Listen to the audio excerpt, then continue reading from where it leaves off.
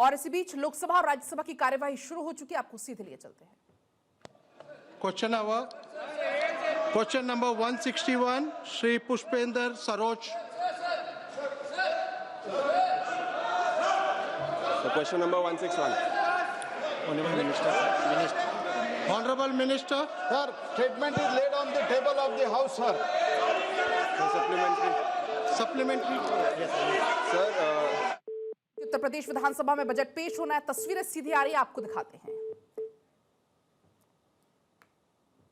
औद्योगिक निवेश हो, रोजगार सृजन हो, महिलाओं का सशक्तिकरण हो, युवाओं का कौशल संवर्धन हो, किसानों की खुशहाली हो, गरीबी उन्मूलन हो।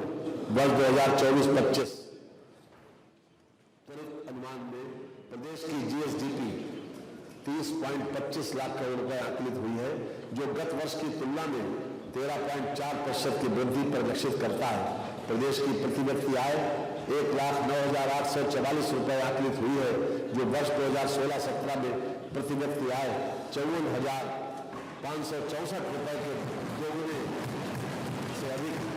वर्ष 25-26 में प्रति व्यक्ति आय 1,20,000 रुपए होने का अनुमान है। प्रदेश में हम लगभग 6 करोड़ लोगों को बहुआयामी गरीबी से ऊपर उठाने में सफल हुए हैं। बेरोजगारी की दर 2.24% रह गई है।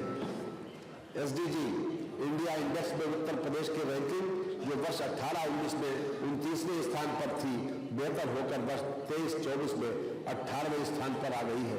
राज्य सरकार द्वारा फरवरी 2024 में चौथे ग्लोबल इन्वेस्टर समिट का सफलतम आयोजन किया गया। अब तक देश की रैंकिंग, जो वर्ष 18-19 में 29वें स्थान पर थी, बेहतर होकर वर्ष 23-24 में 18वें स्थान पर आ गई है। राज्य सरकार द्वारा फरवरी 2024 में चौथे ग्लोबल इन्वेस्टर समिट का सफलतम आयोजन किया गया।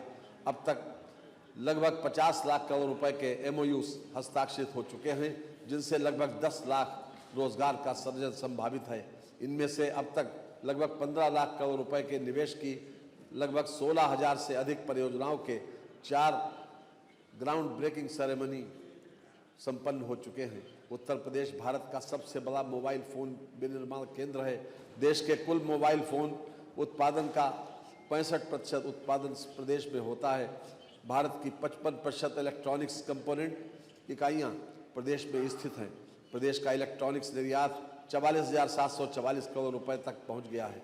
उद्योग और तकनीक में निवेश के साथ ही प्रदेश में नवाचार को बढ़ावा देने हेतु किए गए प्रयासों के फलस्वरूप उत्तर प्रदेश राज्य को राष्ट्रीय स्तर पर स्टार्टअप रैंकिंग में लीडर श्रेणी की रैंकिंग हासिल हुई है। सरकार की अवस्थापना प्रधान विकास के प्रति प्रतिबद्धता का ये प्रमाण है कि राज्य ने नीति आयोग द्वारा माह जनवरी 2026 में जारी एक्सपोर्ट प्रिपेयर्डनेस इंडेक्स 2024 में देश में लैंडलॉक्ड प्रदेशों में प्रथम स्थान प्राप्त किया है। प्रदेश कृषि उत्पादन में देश का अग्रणी राज्य है। गेहूं, धान, गन्ना, आलू, केला, आम, अमरूद, आंवला और मेंथा उत्पादन में राष्ट्रीय स्तर पर प्रदेश का योगदान सर्वाधिक है। 2016-17 में सिंचित क्षेत्र 2.16 करोड़ हेक्टेयर के मुकाबले प्रदेश में वर्ष 2024-25 में 60 लाख हेक्टेयर अधिक अर्थात 2.76 लाख हेक्टेयर का हो चुका है। फसल सघनता, जो 2016-17 में 162.7% थी, वर्ष 2024-25 में 193.7% हो चुकी है।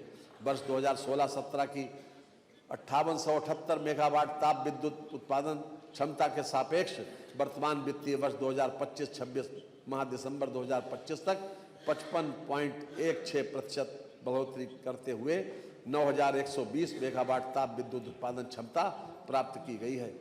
हमारी सरकार द्वारा हरित और स्वच्छ ऊर्जा स्रोतों के विकास पर कार्य किया जा रहा है। प्रदेश में अब तक कुल 2815 मेगावाट की सौर ऊर्जा परियोजनाएं स्थापित की जा चुकी हैं। मान्यवर, हमारा ये मानना है कि आज के युग में इमर्जिंग टेक्नोलॉजी का भरपूर उपयोग विभिन्न क्षेत्रों में किया जाना आवश्यक हो गया है। इस हेतु उत्तर प्रदेश में नई और उभरती टेक्नोलॉजी मिशन की स्थापना की जाएगी। प्रदेश में स्टेट डाटा अथॉरिटी तथा डाटा सेंटर क्लस्टर्स की स्थापना की जाएगी। प्रदेश में एआई मिशन की स्थापना तथा टेक युवा समर्थ युवा योजना लाई जा रही है। सामाजिक क्षेत्र में समस्त सभी वर्गों के लिए योजनाओं के साथ साथ त्वरित व भविष्योन्मुखी विकास हेतु आधुनिक तकनीक तथा AI के सदुपयोग व प्रदेश में उसके विकास के लिए इकोसिस्टम बनाने के लिए प्रदेश सरकार कार्य कर रही है। प्रदेश की प्रगति में नारी शक्ति के महत्वपूर्ण योगदान के साथ साथ युवाओं की ऊर्जा व उनकी मेधा अपरिहार्य है। मुख्यमंत्री मातृ सुरक्षा संकल्प योजना को और सघनता से चलाया जाएगा। स्वयं सहायता समूहों तथा महिला उद्यमियों द्वारा उत्पादित माल की बिक्री सुनिश्चित करने के लिए मुख्यमंत्री महिला उद्यमी उत्पाद विपणन योजना पर कार्य किया जा रहा है। मुझे सदन को अवगत कराते हुए हर्ष हो रहा है कि हमारे द्वारा किए गए स्ट्रक्चरल रिफॉर्म्स एवं कुशल वित्तीय प्रबंधन से जहां एक और पिछली सरकार के अंतिम वर्ष की तुलना में प्रदेश की अर्थव्यवस्था का आकार 41.39% बढ़कर वर्ष 2026-27 में 21,52,100 करोड़ रुपए अनुमानित है। वहीं दूसरी ओर प्रति व्यक्ति आय भी 1,67,000 रुपए से बढ़कर उल्लेखनीय वृद्धि के साथ वर्ष 2025-26 की समाप्ति पर 2,02,349 रुपए तक पहुंच जाएगी। इस प्रकार हमारी डबल इंजन सरकार के साझा प्रयासों एवं ठोस कार्य योजना से प्रदेश की अर्थव्यवस्था को और अधिक रफ्तार मिली है, जिसका सीधा लाभ 8 करोड़ प्रदेशवासियों को मिल रहा है। मैं यहाँ पर कहना चाहूँगी, कश्ती चलाने वालों ने जब हार के दी पतवार हमें, लहर लहर तूफान मिले और संग संग मझधार हमें, फिर भी दिखलाया है हमने और आगे भी देंगे। इन हालातों में आता है दरिया करना पार हमें।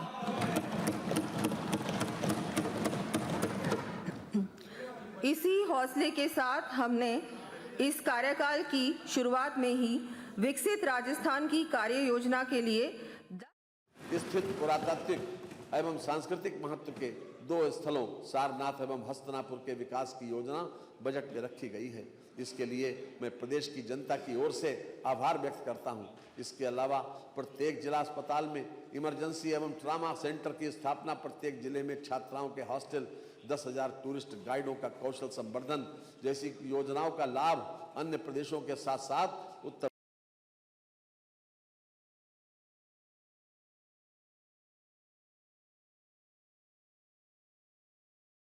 संकल्प से सिद्धि, नियत से नीति तथा आकांक्षा से उपलब्धि की ओर अग्रसर करने वाला बजट है।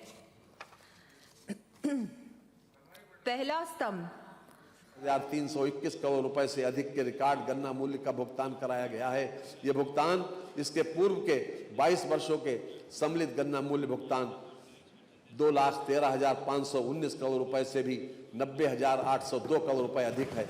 पेराई सत्र 2025-26 हेतु गन्ना मूल्य की दरों में 30 रुपए प्रति कुंटल की वृद्धि की गई है। इस बढ़ोतरी से गन्ना किसानों को लगभग 3,000 करोड़ रुपए का अतिरिक्त गन्ना मूल्य भुगतान प्राप्त होगा। रबी विपणन वर्ष 2025-26 में कृषकों से 10.27 लाख मीट्रिक टन गेहूं का क्रय करते हुए 2512 करोड़ रुपए का भुगतान किया गया है। खरीफ विपणन वर्ष 2025-26 में कृषकों से 42.96 लाख मीट्रिक टन धान का क्रय करते हुए 9710 करोड़ रुपए से अधिक का भुगतान किया गया है।